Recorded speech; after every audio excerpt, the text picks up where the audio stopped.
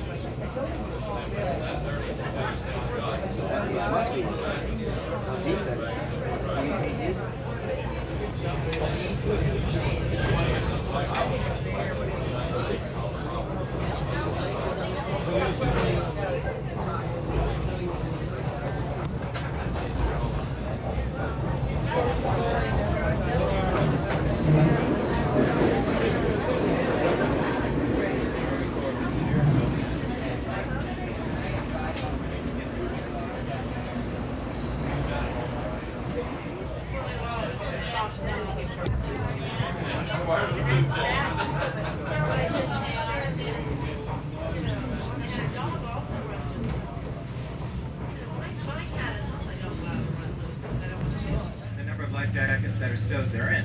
In the unlikely event that we do need to don them, they're very easy to don. You take one out, pull it apart, slip it around your head, take the strap, wrap it around behind your back, and it fastens with a hook and eye clasp. So all you do is just snap it right on in there. If you have any excess, just pull tight on it. And of course, all fashionable life jackets come equipped with a water whistle, so you can gain someone's attention. But as I said, it's highly unlikely that you'd be needing these today. So please enjoy your the shoe gap down so forth. An area that was named after the shoe gap down below. It was the first inhabited this area and the first town Minneapolis Drive. The shoe gap is down and that's indicated to be the second largest forest in the United States. The second size, which is the longest forest, is located down in southeastern Alaska. The Canada is the shoe gap forest here also has the distinction of being the oldest forest in the United States. Originally started by President Benjamin Harrison.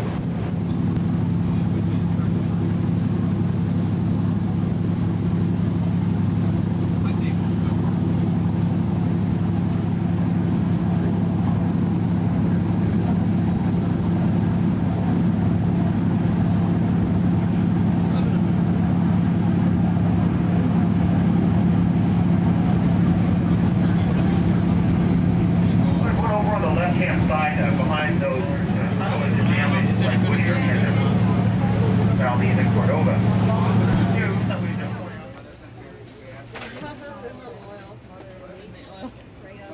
In that they didn't get invalues itself, they didn't get lots of it.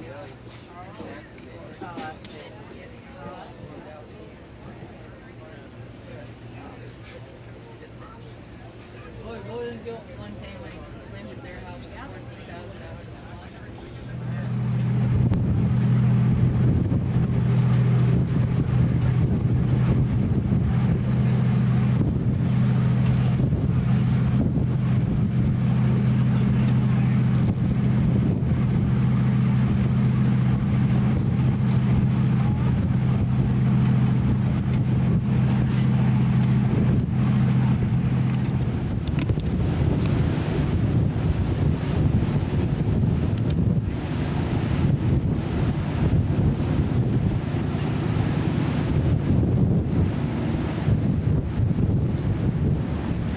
A couple of interesting features you might want to pay attention to here. First off, the glaciers. snow. If you look on Cascade Glacier that comes down and you're actually able to meet the boat when they come to pick you up.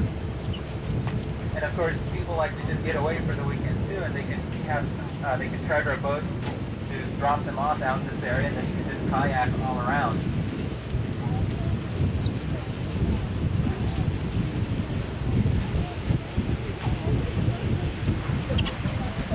Glaciers would be too bright, would become overexposed on your film or even on your videotape. And it's only on days like this when we can get the natural beauty of the glacier itself, all the blue as it comes out. Now the reason why glaciers are blue is because the ice of the glaciers are about 8 times denser than the ice you get out of your refrigerator or freezer, and it traps all portions of the visible wavelengths of light except for the blue wavelength, which is the shortest and fastest. Glacial ice is made up out of a 5-sided crystal called fern, which happens when more snow falls on top of other layers of snow. It'll compact it, reshape it, and then refreeze it into the 5-sided crystal. We are still in the Chugach mountain ranges, and that averages around anywhere between 100 to 600 feet of snow every year. And of course, since all that snow can melt, over time it is compacted.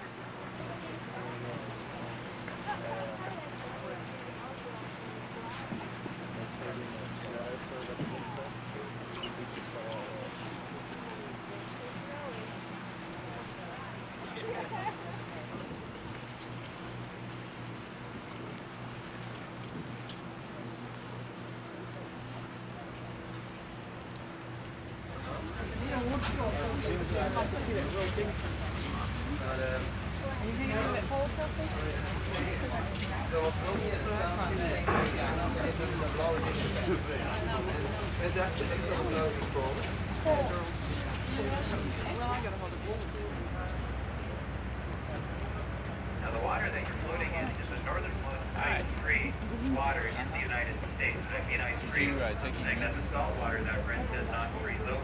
Like if you're up in Anchorage, the Cook Inlet area freezes over in the winter time because it's too far north. But right here, this will stay open water all year round.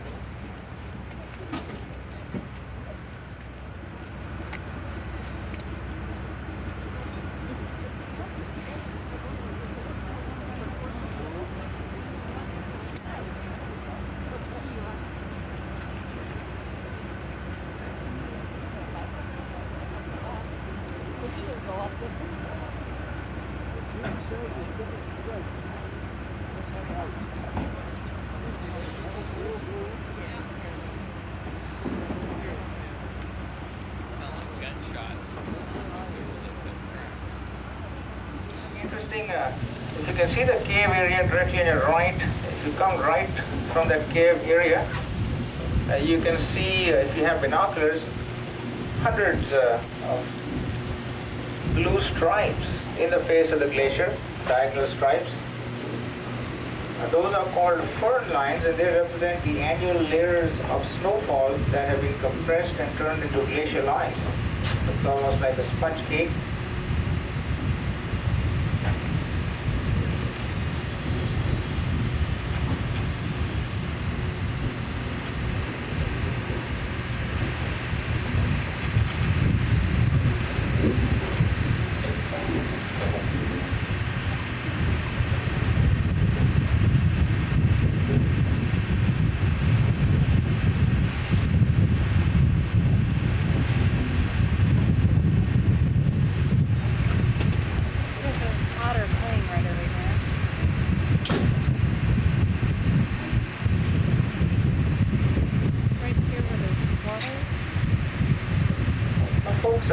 Don't miss out on another very spectacular glacier. If you look toward the back of the boat a little to your right, and look high up at the skyline, you'll be looking at detached glacier. Several ribbons of water coming down the granite cliffs from detached glacier.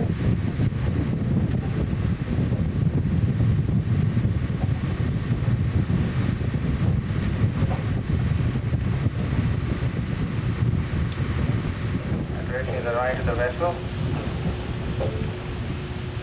Folks, there are 2 areas that are active, so once again we'll point these out so that you don't. Their cave area, you can see the splash. Things are getting active there.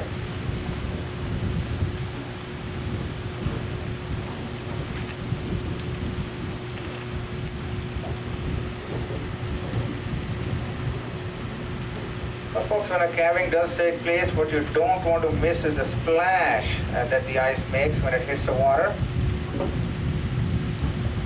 And you have to have patience when you're waiting for a calving to take place, just to make it easy for you. The chunk of ice that falls into the water has waited 2,000 years to make that final plunge. Look at the sea otter. He's coming to listen to us, close to us, 2 o'clock in the water.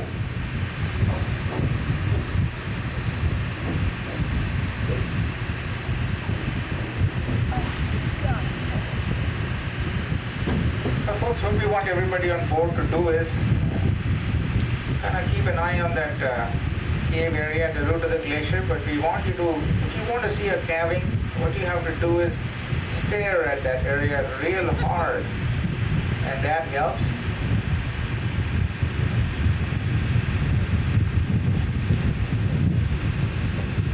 Folks, those of you on the bow, we are coming up on a very interesting, and it is a little dark. This iceberg seems to have popped out with a very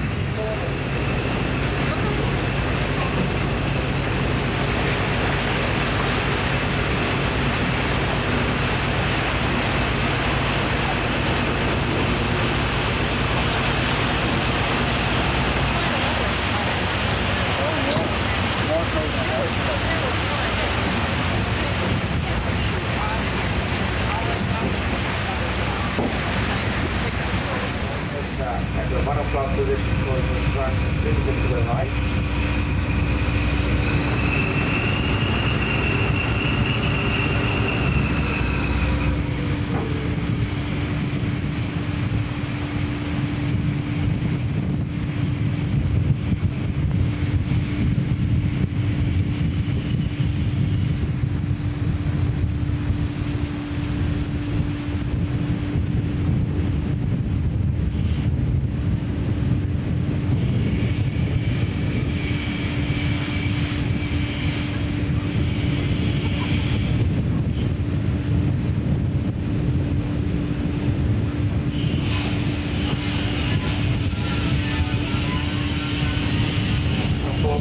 More trickling in front of the boat.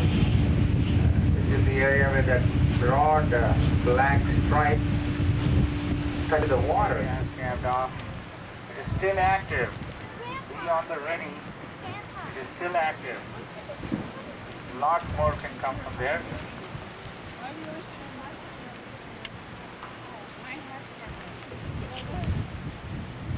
As long as it's flashing at the root, it is active.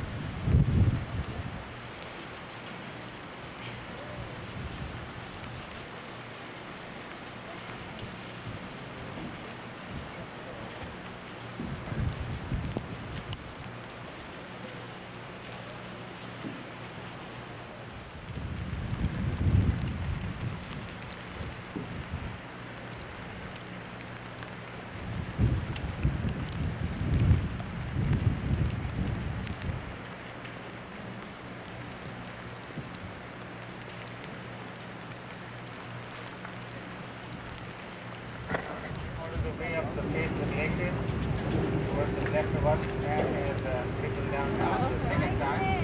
아 근데 여기 수 와가지고 나가면 되겠다.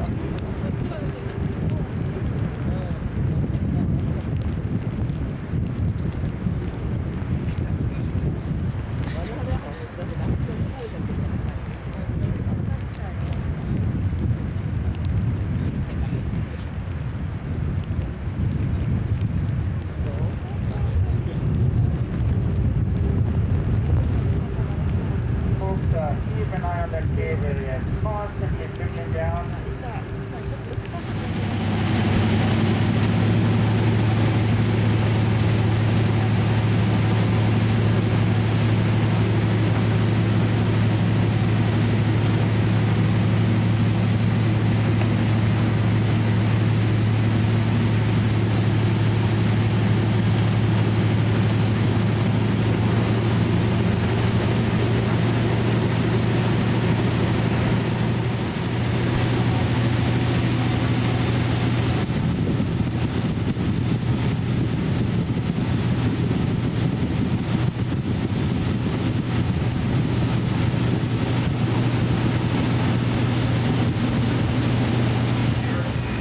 there in the next 10 years, they say. And there's currently 1,000 acres for sale around here from the city of Whittier. You can buy a property here. Just a small little bit of soil on top. They're watered exclusively from above with all the rain and snow that we get in this region.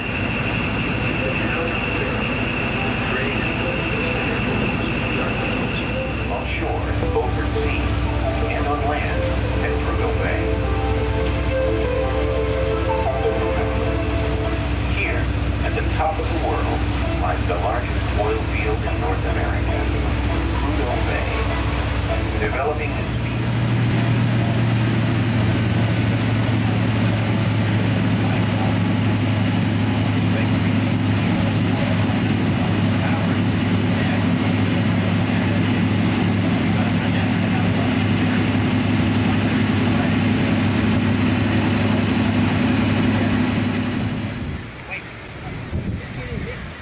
Now this is the black-legged kittiwake, K-I-T-T-I-W-A-K-E. Easy method to remember this bird is it's like the weight you give for your cat when it finally passes on.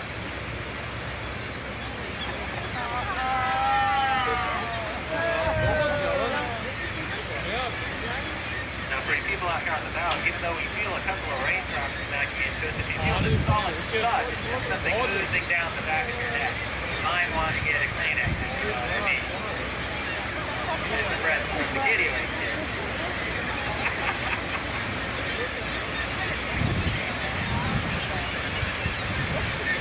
Now you want to start looking at the nest. All these kittiwakes are sitting down on there. The majority of them are sitting in the nest themselves. You want to look for that little gray buzzball. That's the native kittiwake. In fact, I see one right now about 1 o'clock off the bow of the boat. You go up 3 nests. There's a parent on the right, then a little buzzball on the left. And there are 2 buzzballs all by themselves. You follow that track right on over.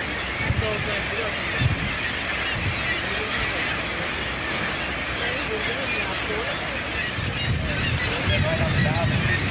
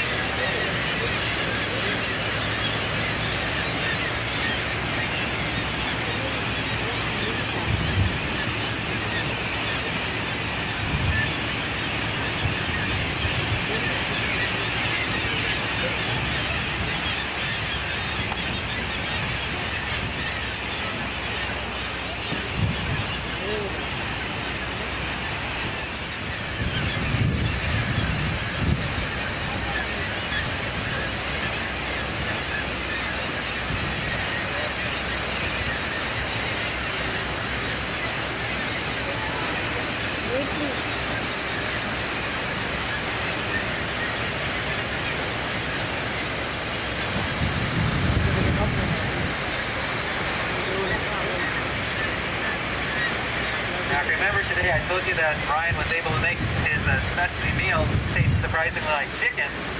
Well, I told you it tasted surprisingly like kittiwake out here.